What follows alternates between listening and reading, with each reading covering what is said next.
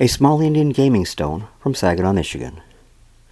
In the past 30 years, I spent a great deal of time on middle and late woodland Native American village sites.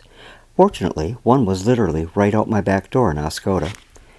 Some of the artifacts I found were quite obviously items that had been made for or by children. These particular finds were rare.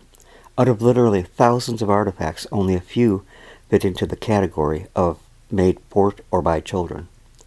I always find it interesting when I find a site that has a commingling of Indian artifacts and those of early European settlers. On a very small scale, I found just such a place here in Saginaw, Michigan.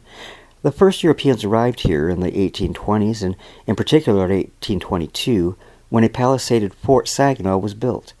This site is less than a mile from where I live currently. And of course, the Saginaw Valley had been occupied for at least a couple thousand years off and on.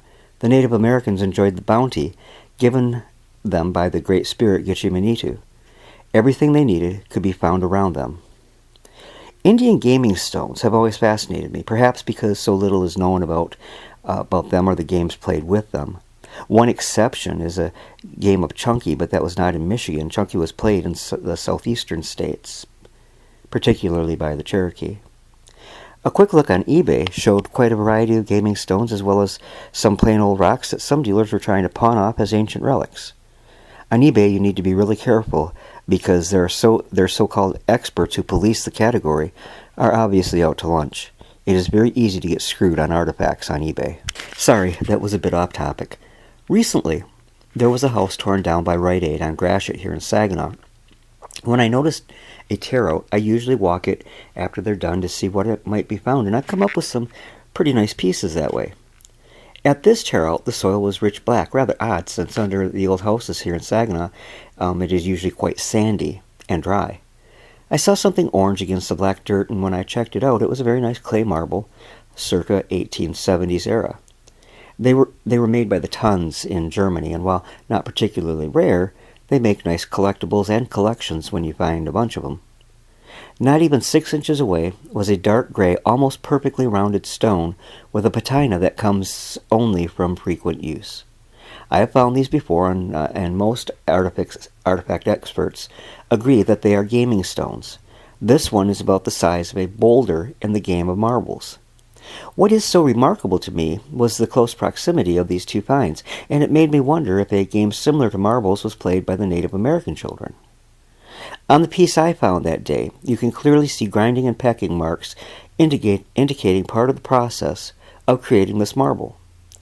It looks like it would take hours to produce. In my mind, I can picture the Native American brave sitting on the ground wearing breechclout and moccasins, a gorget suspended around his neck, as he was working on this stone.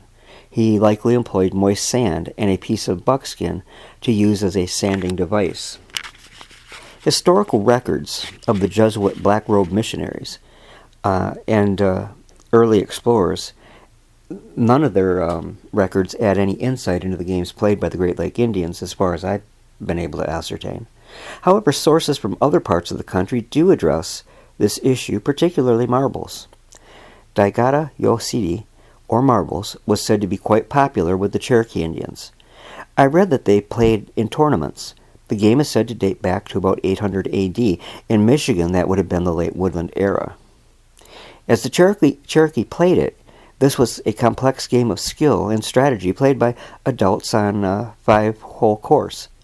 The marbles aren't the small shooters used by kids today. They were carved from stone until the 20th century. There still are a few traditional marble makers today, but most people use billiard balls to play this particular game. In the woodland culture, such as here in Michigan, marbles made from fir balsam pitch or stones were either rolled down a board to see who could go the furthest, or they may have been rolled into a series of holes about the size of the marble. It is easy to confuse round gaming stones with something called a pot boiler. These round stones were used around the campfire hearth. You see, the clay pots made by the Indians were not real strong. They could not attain a high enough temperature to fire them so that they would be harder and more durable. As a result, if they were put in a fire to boil liquid, they almost always broke or shattered. Many Indian pots are rounded or somewhat pointed on the base. This was so that they could stand in the sand next to the fire. The cook would heat up the round potboiler stones in a fire, and then with wooden tongs pick them up and place them in a clay pot so the content would become hot enough to cook. This process, of course, had to be done over and over to effectively cook food in a pot. Following are a few other games that the Native American Indians are known to have played, but I suspect, of course, that there were many more. Here in the Great Lakes region, there was Lacrosse. This was a ball game played on a field between goalposts with a ball and a racket of a 3-foot sapling, the end bent into a circular loop and filled with a leather network or net. The awl game, AWL.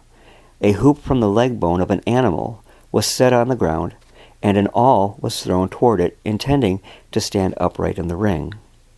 Snow snake, played in the winter by men on frozen lakes, using a carved stick a meter long with a head resembling a snake. The snow snake, thrown on the run, races along the top of the ice, and the furthest traveled being the winner, of course. The track pressed down into the snow with a log could be more than a mile long. Quite a few years back now, I made a snow snake, carving it out of wood. It looked great. I and a couple of my friends, whose names now escape me, took the snakes out on Benetton Lake in Oscoda and played around with them for a few hours and had a ball. Snow snake is an awesome game. And then there is Sling Stick. Sling Stick's about 2 feet long with a notch and a thong attached at one end. A stone is placed in the notch and the thongs keeps the stone in place and is held down with the thumb by a loop at the other end of the string, or the thong, excuse me. The stone is thrown a great distance when the stick is whipped forward, releasing the thong and the stone. It reminds me a little bit of the addle that the spear throwers used many centuries before the late woodland period, probably when the first wanderers and gatherers came into Michigan thousands of years ago. Then there was little sticks, like jackstraws. Drop from your hand a bundle of thin cedar sticks. 2 players try in turn to remove sticks from the tangled heap without moving any of the others. A basket splint is something used to pick up the sticks, a lot like our game of pick-up sticks, which I so enjoyed as a child. But that is about it. Hope you've enjoyed this. Keep watching the round is my slogan, and never do not pick up a round stone, because almost always it will have an interesting story behind it.